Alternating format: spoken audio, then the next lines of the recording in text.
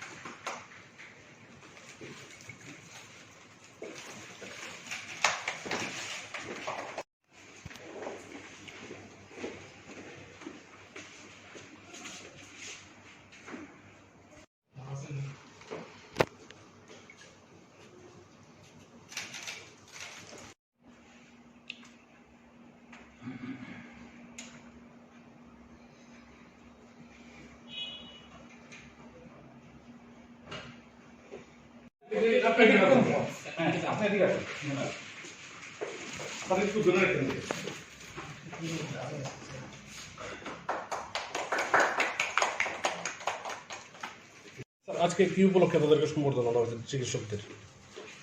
আসলে আজকে জাতীয় চিকিৎসক ডে, এই উপলক্ষে আজকে আমাদের সুনামধন্য ডক্টর বিধানচন্দ্র রায়ের জন্মদিন। সেই উপলক্ষে আমাদের খোয়ায় যে ডক্টররা আছেন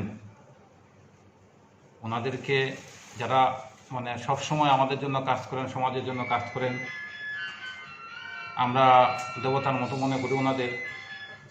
কারণ যে সময় মানুষ অসুস্থ অবস্থাতে যায় হসপিটালে, তখন ওনাদের কাছেই বলেন বাঁচানোর জন্য, যেটা আমরা মন্দিরে গিয়ে ভগবানকে বলি।